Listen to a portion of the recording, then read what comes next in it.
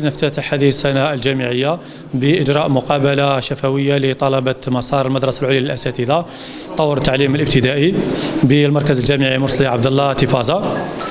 نحن اليوم الآن بمقر المسار بالمركز الجامعي مرسي عبد الله تيبازا. نتقدم بالشكر الجزيل لكل من ساهموا في إنشاء وتأسيس هذا المسار الجديد، وعلى رأسهم الدكتور يونسي محمد، وكذلك الأستاذ مدير المدرسة العليا للأساتذة، وكل من ساهموا في إنشاء وتأسيس هذا المسار.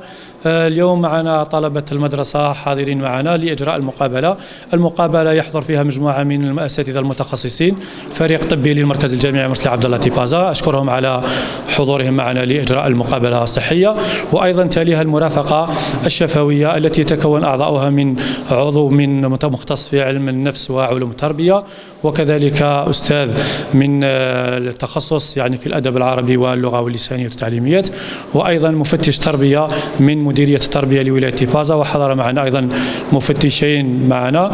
في هذا اليوم حظيت معهد اللغة والأدب العربي المركز الجامعي مرسي عبد الله بزيارة السيد مدير المركز الجامعي ومدير التربية لولاية تيبازا، وأشرفوا على الانطلاق الرسمي لهذا اليوم.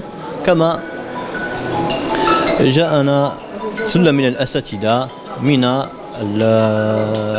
المدرسة العليا للأساتذة بوزريعة، وكذلك ممثلين من مفتشية التربية، وممثلين من أساتذة في علم النفس، وأساتذة من معهد اللغة والأدب العربي المشرفين على تكوين أساتذة المستقبل. أنا الطالبة هم نوال، قبلت في المدرسة العليا للأساتذة. أشكر طاقم الذي قام باستقبالنا، وأشكر جميع الأساتذة المشرفين على المقابلة الشفوية.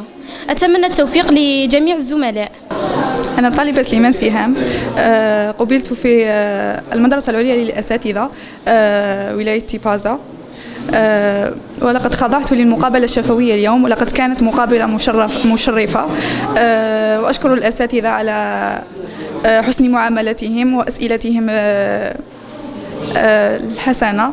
يعني أي طالب يقدر يجاوب في متناول الجميع. اليوم احنا بالمركز الجامعي بتيبازا.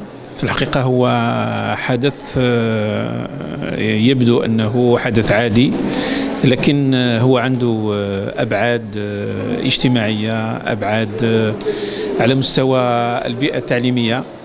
احنا نظن هذه إضافة تستفاد منها أو يستفاد منها المركز الجامعي، واحنا هنايا حظينا بالاستقبال من طرف السيد مدير المركز، وكذلك من السيد مدير التربية، وممثلين عن المدرسة الأم ببوزريعة.